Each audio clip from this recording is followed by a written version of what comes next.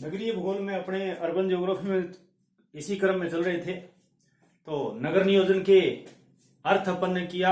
Urban geography में नगरीय भूगोल में अपन ने इससे पहले वाले वीडियो में मास्टर प्लान के बारे में या नगर नियोजन के जो मीनिंग था, अर्थ था, उनको समझा था।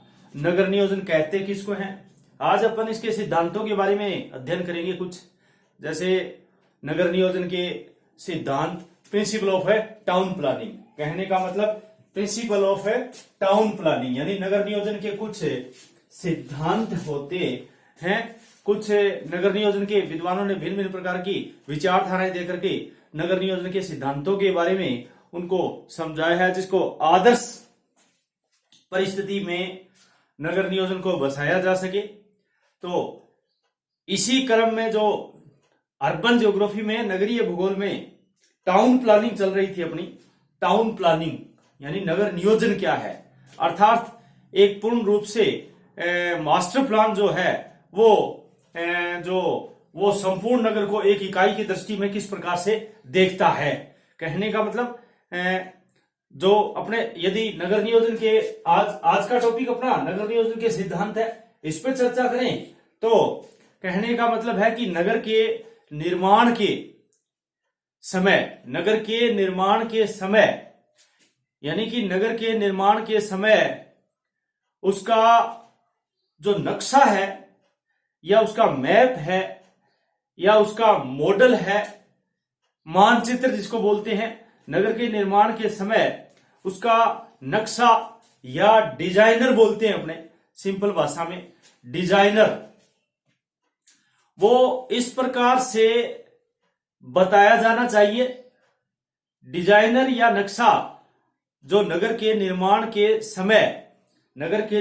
समय उसका जो नक्शा या डिजाइनर है वो इस प्रकार से बताया जाना चाहिए या इस प्रकार से बनाया जाना चाहिए। उसका नक्शा नगर नियोजन के सिद्धांतों में नगर में जो निर्माण के समय उसका नक्शा या डिजाइनर इस प्रकार से बनाया जाना चाहिए कि स्कूल, अस्पताल, हॉस्पिटल, डाकघर, पोस्ट ऑफिस, जैसे विद्यालय, अस्पताल, डाकघर, सब्जी बाजार, जिला स्तरीय बाजार जिसको सेंट्रल मार्केट बोलते हैं अपने, जिला स्तरीय बाजार को सेंट्रल मार्केट, जिला स्तरीय बाजार, ये जो सारी की सारी सुविधाएं हैं, जो अन्य आवश्यक है, इसके अलावा भी अन्य आवश्यक सुविधाएं नगरवासियों को बहुत कम दूरी पर, कम समय तथा कम परिश्रम से उपलब्ध हो सके। जो नगर नियोजन के सिद्धांतों को एक क्रमबद्ध रूप में देखा जा सकता है। नगर नियोजन के सिद्धांतों में अर्थात आदर्श नगर की परिकल्पना करना, आदर्श नगर को बसाना, किसी नगर को आदर्श स्थिति में ला करके उसको सही ढंग से बसाना। कहने का मतलब कि नगर के निर्माण के समय उसका जो नक्शा या डिजाइनर है वो इस प्रकार से बनाया जाना चाहिए कि उसके जो इर्द गिर्द जो मूलभूत जो सुविधाएं होती हैं, जैसे स्कूल है, अस्पताल है, डाकघर है, अपने सब्जी बाजार है, जिला स्तरीय बाजार है जिसको मार्केट, सेंट्रल मार्केट बोलते हैं। तो इसके अलावा भी अन्य जो मूलभूत आवश्यकताएं होती हैं, अन्य आवश्यक सुविधाएं नगरवासियों को बहुत कम दूरी पर और कम समय तथा कम परिश्रम से उपलब्ध हो सके, ये सभी सुविधाएं अपने नगर नियोजन के सिद्धांतों में आती हैं। अब अपने नगर नियोजन के सिद्धांतों को, जो सिद्धांतों के जो रूप हैं, नगर नियोजन के सिद्धांतों के रूप हैं, उसको कुछ क्रमबद्ध करके अध्ययन करते हैं। जैसे नगर नियोजन के सिद्धांतों में पहला क्रम आता है नगर का कार्य क्षेत्र में विभाजन। नगर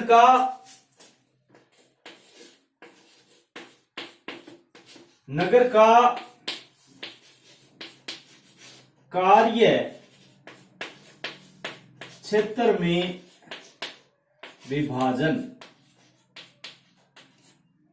विभाजन अर्थात नगर का कार्य क्षेत्र में विभाजन, ये जो नगर नियोजन के सिद्धांतों का पहला क्रम है। ये पहला क्रम अपने क्रमों के क्रम के अनुसार कर रहे हैं कि नगर नियोजन को बसाते समय कुछ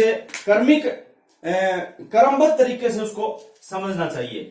तो पहले में जैसे अपन ने देख लिया कि नगर का कार्य क्षेत्र में विभाजन, तो नगर के विकास के लिए, जो नगर का विकास हो रहा है, उसके विकास के लिए यह आवश्यक है कि उसे विभिन्न कार्य क्षेत्रों में विभाजित किया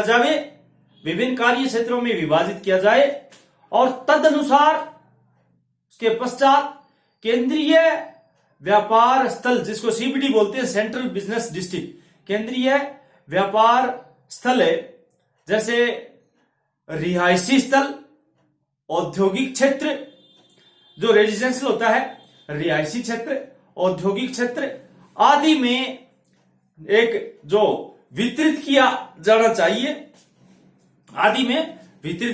चाहिए, ताकि नगर के सभी क्षेत्रों के लोग आसानी से सुविधाओं का उपयोग कर सके। तो नगर नियोजन के सिद्धांतों में जो पहला रूप है वो नगर का कार्य क्षेत्र में विभाजन, ये सबसे पहले नगर का एक कार्य क्षेत्र में विभाजन होना चाहिए। नगर नियोजन के सिद्धांतों में सबसे पहला जो एक रूप है वो नगर का कार्य क्षेत्र में विभाजन होना चाहिए।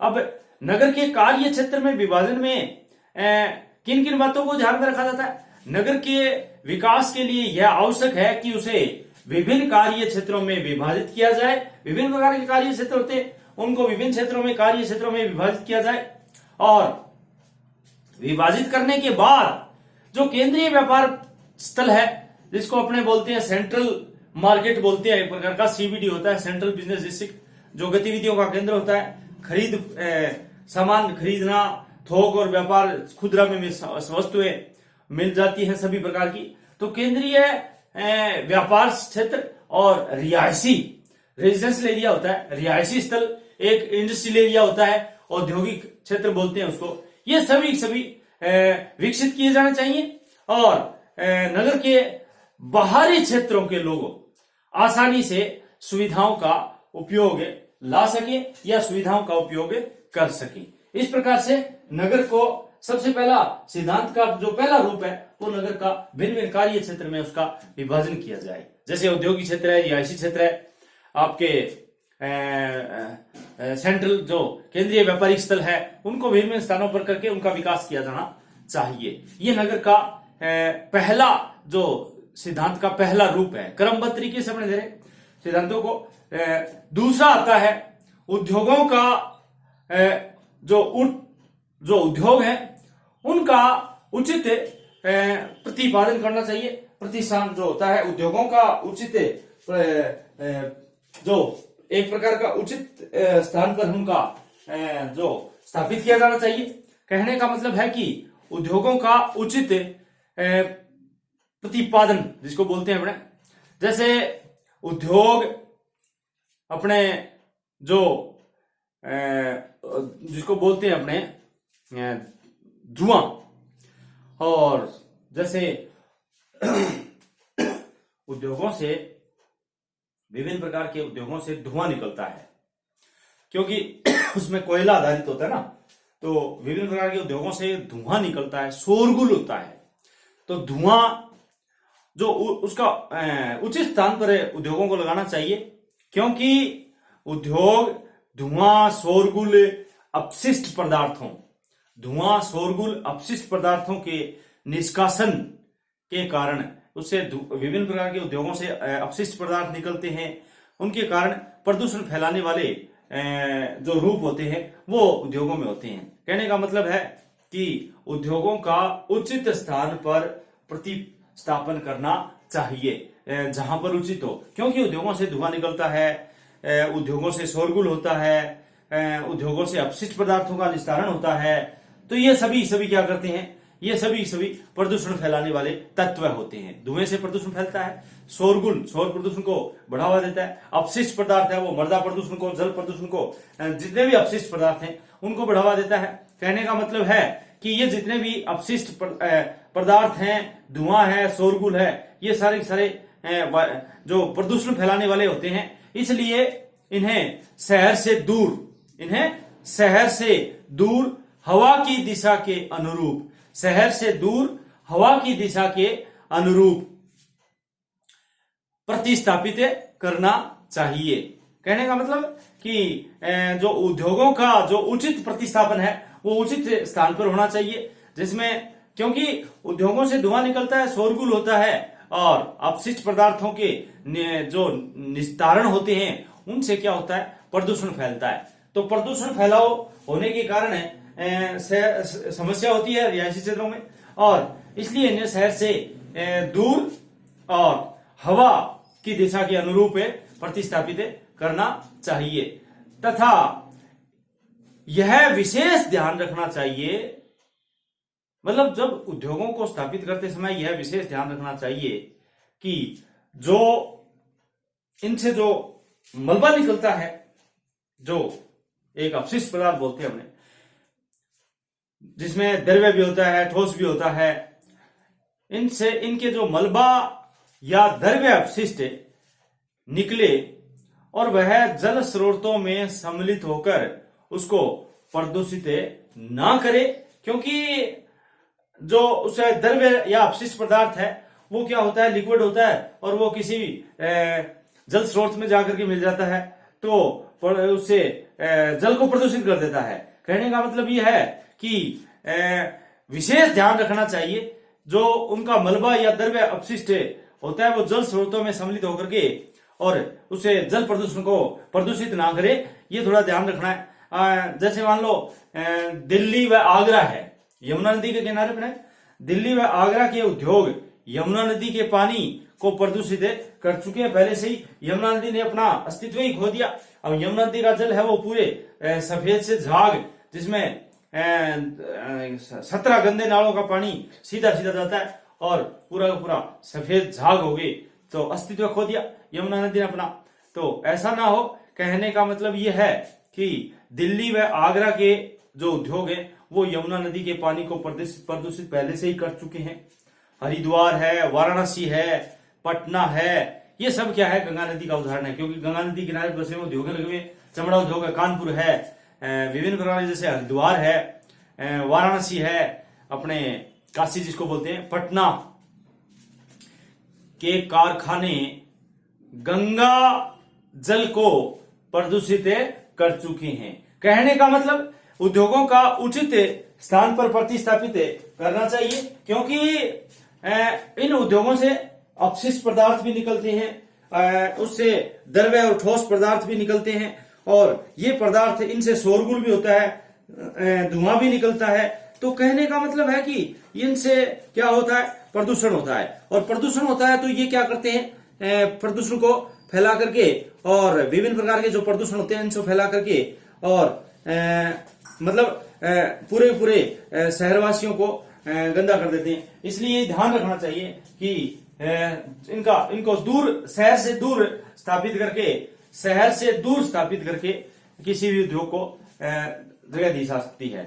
तीसरा जो इसका क्रम आता है, नगर नियोजन के सिद्धांतों के चरण आता है, उसमें यातायात नियंत्रण कंट्रोल होना चाहिए। ट्रैफिक है उसको कंट्रोल करना चाहिए, यातायात को नियंत्रित करना चाहिए, यानी कि नगर नियोजन में यातायात जो मेन है, जो सड़कों का जिसको बोलते हैं हमने, उनको क्या है कि थोड़ा सा कंट्रोल करके और उनको थोड़ा ध्यान रखना चाहिए।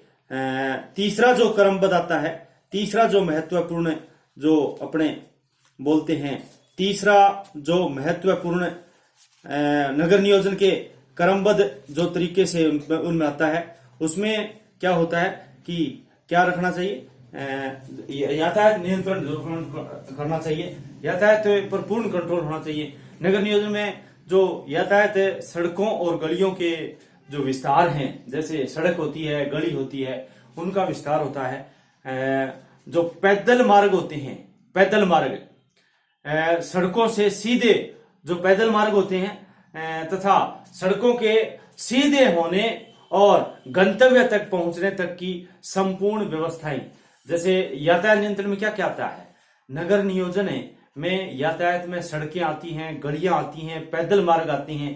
अब ये क्या है कि सीधे होने और गंतव्य तक पहुंचने तक की संपूर्ण जो व्यवस्थाएं हैं, वो एक नगर नियोजन के प्रमुख अंग होते हैं। यातायात नियंत्रण होना चाहिए। तो सबसे पहले यातायात नियंत्रण, नगर नियोजन के सिद्धांत के क्रमबद्ध रूप में नगर का कार्य क्षेत्र में विभाजन, उद्योगों का सही स्थान पर प्रतिस्थापन और यातायात नियंत्रण, है ना। अपन ने उद्योगों वाला कर लिया, तो उद्योगों का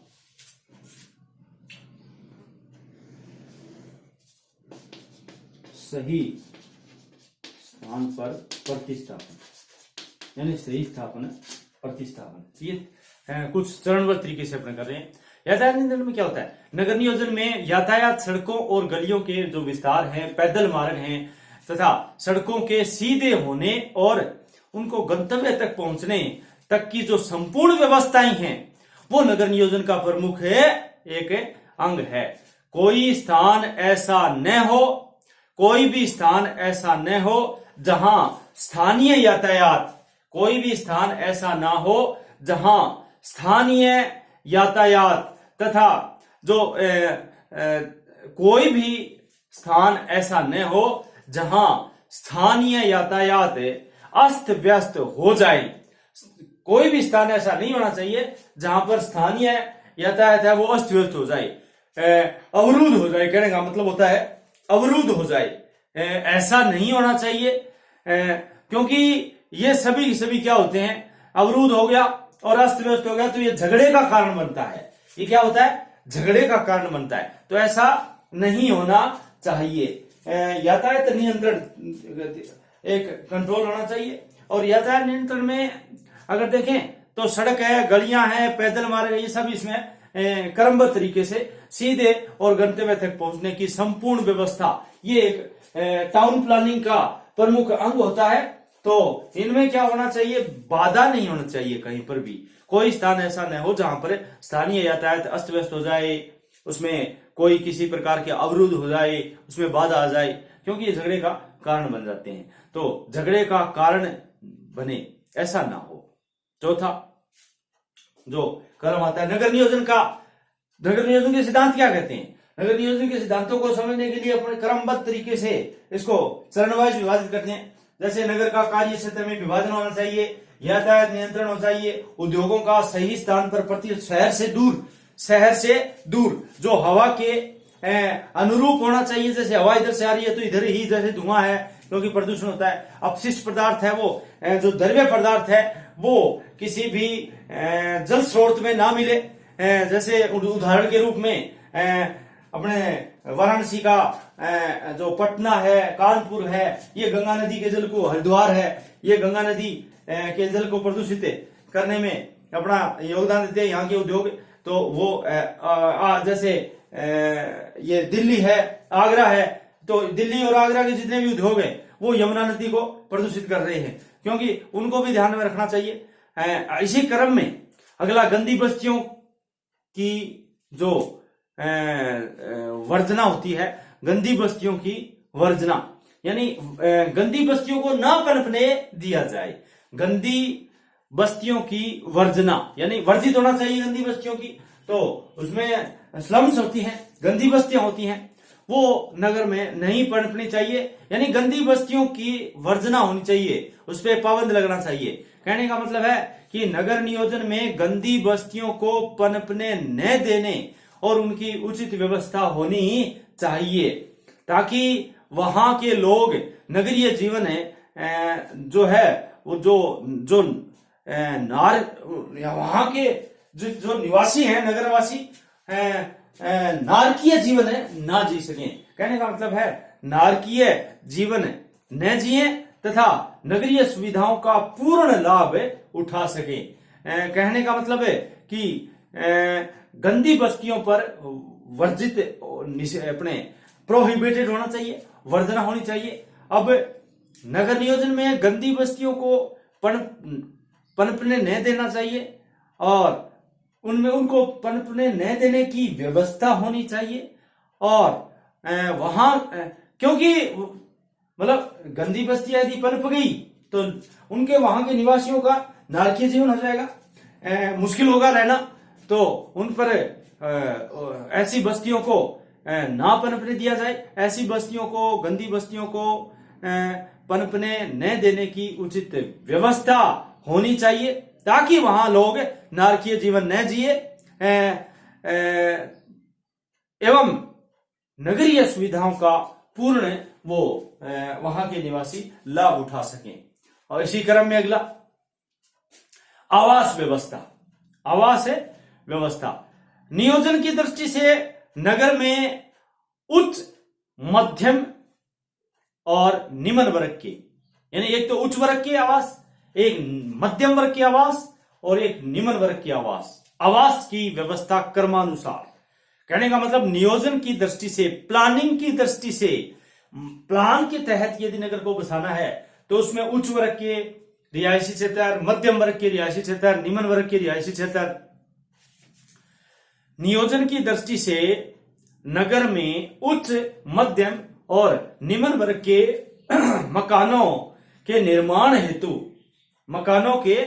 निर्माण हेतु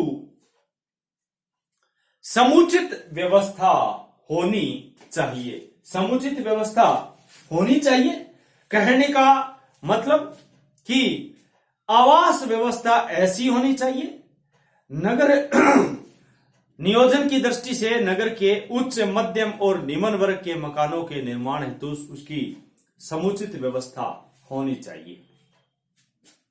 अगला ग्रीन बेल्ट। ग्रीन बेल्ट यानी हरी पेटी। कोई भी प्लानिंग के तहत यदि नगरों को बसाना है तो एक हरी पेटी और अपने कह सकते हैं बाग बगीचों की व्यवस्था, हरी पेटी एवं बाग बगीचों की व्यवस्था होनी चाहिए नगरों में। हरी पेटी एवं बाग बगीचों की व्यवस्था एक नगर नियोजन के सिद्धांत को सीधा सीधा परिभाषित करता है।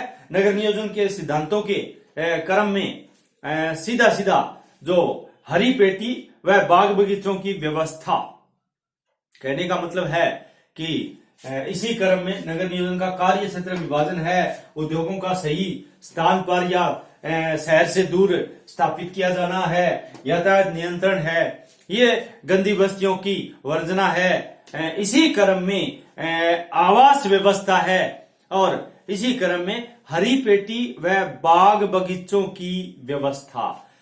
नगरीय जीवन के लिए पार्क एवं बाग बगीचे, नगरीय जीवन के लिए पार्क एवं बाग बगीचे तथा हरी पेटी यानी कि जो अर्बनाइजेशन होता है और उनकी जो लाइफ होती है, नगरीय जीवन के लिए जो पार्क हैं और वो बाग बगीचे हैं और जो ग्रीन बेल्ट है वो एक फेफड़ों का कार्य करती है, एक फेफड़ों का काम करती है। यानी कि ये सब क्या है, फेफड़ों का काम करते हैं। यह नगरवासियों को ऑक्सीजन प्रदान करती है। कहने का मतलब नगरवासियों को ऑक्सीजन प्रदान करती है तथा नगरीय या वातावरण को, जो नगर का इन्वायरमेंट है, नगरीय वातावरण को स्वच्छ, सुंदर और जो मनोहारी, स्वच्छ, सुंदर, मनोहारी और स्वास्थ्यप्रद, स्वच्छ, सुंदर, मनोहारी और स्वास्थ्यप्रद बनाते हैं। अतः हरी पेटी नगर नियोजन का एक अभिन्न अंग है। हरी पेटी क्या है? नगर नियोजन का एक अभिन्न अंग है। कहने का मतलब है कि नगर नियोजन का जो अभिन्न अंग है वो हरी पेटी व बाग बगीचों की व्यवस्था, जिनमें जैसे पार्क है, बाग बगीचे है, हरी पेटी है, ये सब क्या है? स्वास्थ्यप्रद जलवायु बनाते हैं और ये एक अभिन्न अंग है। इसी क्रम में सार्वजनिक स्थानों की व्यवस्था, सार्वजनिक स्थानों की व्यवस्था यानी कहने का मतलब है नगर निवासियों को भीड़, जो एक कोलाहल जो वातावरण होता है, कोलाहल यानी कि शोरगुल वाला, जो कोलाहल प्रदूषण बोलते हैं अपने, शोरगुल और परेशानी युक्त जिसको बोलते हैं, परेशानी युक्त तथा समस्या ग्रस्त होता है, उन वातावरण से कुछ समय के लिए छुटकारा पाने हेतु सार्वजनिक स्थानों की, अब सार्वजनिक स्थान कौन से होते हैं? जैसे बगीचा है, खेल का मैदान है, जैसे धार्मिक स्थल है, क्लब है, ये सब सार्वजनिक स्थानों में आते हैं।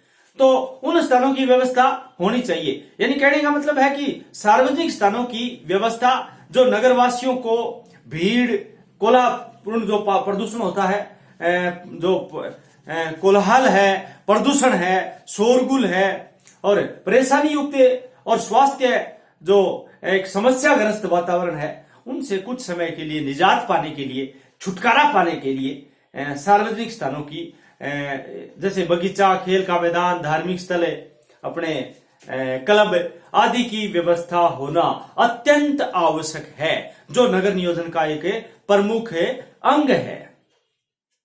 नगर में भूमि उपयोग, अब जैसे नगर की भूमि के प्रयोग का जो निर्धारण और उसका नियंत्रण है, वो उससे समुचित एवं वैज्ञानिक ढंग से विकास के लिए अति आवश्यक है। रिहायशी स्थानों और भवनों और मकानों की बनावट, ऊंचाई, उसकी डिजाइन तथा विभिन्न कार्य क्षेत्र के लिए भूमि का निर्धारण एवं नगर जो अभिवृद्धि के लिए भावी योजनाएं सक्रिय भूमि उपयोग योजनाबद्ध तरीके से करना नगर नियोजन का एक मूल सिद्धांत है।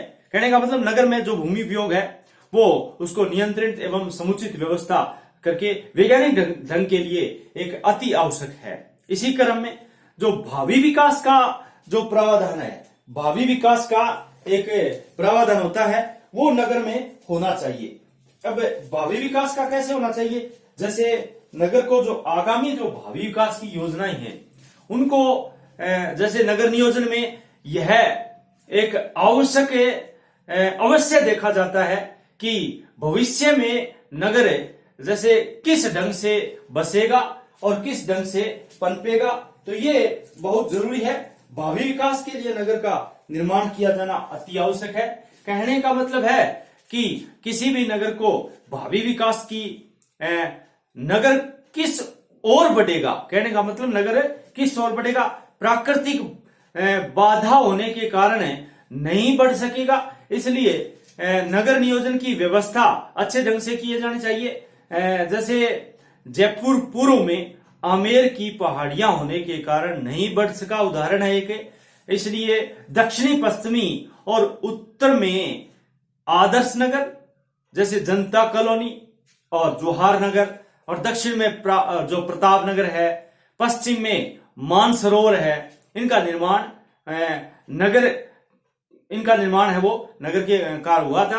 और ग्वालियर के पश्चिम में पहाड़ी होने के कारण पश्चिमी दिशा में हनुमान पर्वत की ओर विकास नहीं हो सका। इस प्रकार से नगर नियोजन में कुछ एक अभिन्न अंग माने गए हैं नगर नियोजन के सिद्धांतों में। उसमें नगर का कार्य क्षेत्र में विभाजन है, उद्योगों यातायात नियंत्रण है, उद्योगों का सही स्थान पर शहर से दूर प्रतिस्थापन होना चाहिए, और गंदी बस्तियों का वर्जना होनी चाहिए, आवास व्यवस्था होनी चाहिए, हरी पेटी बेड है, बाग बगीचों की व्यवस्था होनी चाहिए, सार्वजनिक स्थानों की व्यवस्था होनी चाहिए, नगर में भूमि का उपयोग वो सही ढंग से होना चाहिए, भावी विकास का प्रावधान होना चाहिए।